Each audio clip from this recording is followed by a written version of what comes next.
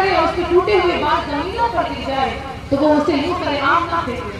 کیوں؟ کیونکہ ممکن ہے کسی غیر مرد نظر ہم پر پڑ جائے اور وہ عورت ویرانے میدان کا سبب بنے. تو سوچئے جس شریعت نے عورت کے ٹوٹے ہوئے بالوں کی بے پردگی پسند کی، وہی شریعت زندہ عورتوں کی بے پردگی کیسے پسند کر سکتی ہے؟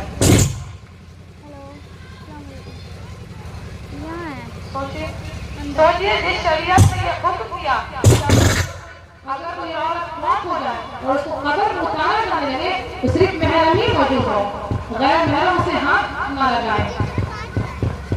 تو جس شریعت نے ایک جیتی جاگ کو وہ شریعت کیسے پسند کر سکتی ہے؟ ایک جیتی جاگ کی عورت اپنے آپ کو کسی اور کے حوالے کر دے. آپ صلی اللہ علیہ وسلم کے ارشاد پر حضرت عائشہ صدیقہ رضی اللہ تعالیٰ عنہا فرماتی ہے کہ میں نے آپ صلی اللہ علیہ وسلم کی آنکھوں میں اتنی حیا دیکھی جتنی کہ میں نے مدینہ کی کنواری عورتوں میں حیا نہیں دیکھی. اس سے معلوم چلا ہے کہ حیا بھی اللہ تعالیٰ کی ایک بڑی نعمت ہے اور عورت کی اسی طرح بھی ہوتی ہے کہ اس کے اندر حیا ہو. اس عورت کے اندر سے حیا چلی گئی سمجھ جائے کہ اللہ تعالیٰ نے اسے ایک بہت بڑی نعمت چھین لی. آپ صلی اللہ علیہ وسلم نے ارشاد فرمایا والحیاء شعبۃ من الایمان، یعنی حیا تو ایمان کا ایک شعبہ ہے. اس لیے عورت اپنی آنکھوں کی حفاظت کرے، دلوں کی حفاظت کرنا اور اپنے عزت و ناموس کی حفاظت کرنا تمام فرائض میں سے ایک بہت بڑا فریضہ ہے.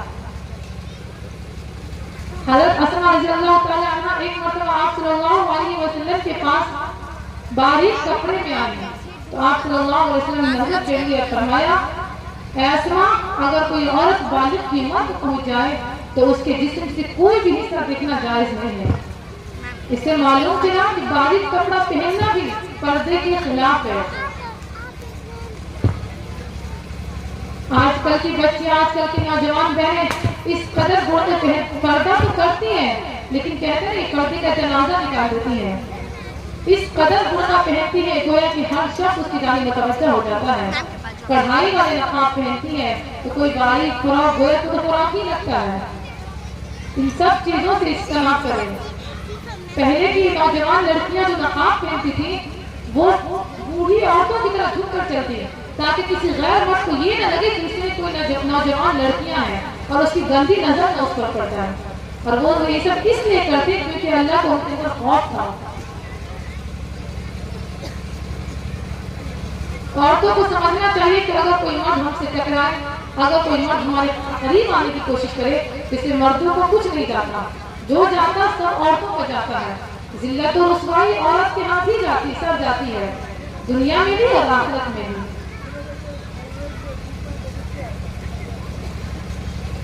ایک مرتبہ آپ صلی اللہ علیہ وسلم کی خدمت میں سوال ہوا کہ سب سے بہترین عورت کون سی ہے؟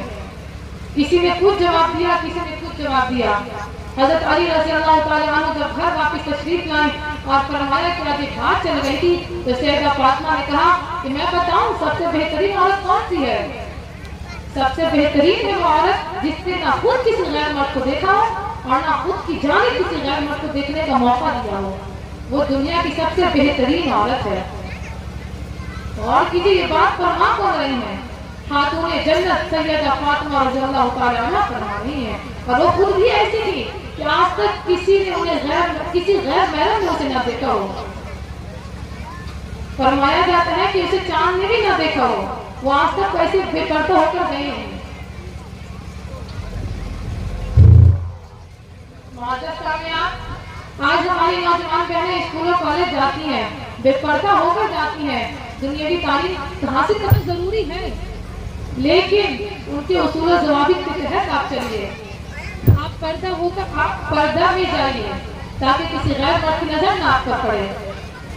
آپ کرتی ہے، آفسوں میں کام کرتی ہے اور ان سے نظریں ملا کر باتیں کرتی ہے، جبکہ اللہ تعالیٰ کا ارشاد ہے اور ایمان والی عورتوں کی نگاہ نیچی ہونی چاہیے. مرد و عورت کی نگاہ ایک دوسرے سے علیحدہ رہے، یعنی کہ مرد و عورت دونوں کی نگاہ کبھی ایک دوسرے سے نہ ملے. یہ ہے ایمان کی پہچان. ایمان مسلمان کی پہچان یہ ہے کہ کسی غیر مرد سے وہ نہ بات کرے نہ ان دونوں کی نظر ملے. اللہ تعالیٰ نے हदीस शरीफ में आता है कि जब कोई औरत बेपर्दा होकर घर से निकलती है तो उस पर अल्लाह ताला के फरिश्ते लानत बरसाते रहते हैं और उस वक्त तक बरसाते हैं जब तक कि वो घर वापिस ना आ जाए। यही तो वजह है जो आज सबकी जिंदगी पुरसुकून से नहीं गुजरती। यही वजह है सब रोने रोती है, शिकवे करती है कि हाय मेरा नसीब, मेरा शोहर मुझे मारता है, मेरे औलाद मुझे घर से निकाल दिया, मेरे रिस्क में बरकत नहीं, मेरे औलाद साले नहीं। तो सोचिए, गौर कीजिए, जिस पर अल्लाह ताला के फरिश्ते की लानत बरसती हो, क्या वो कभी सुकून से रह सकता है?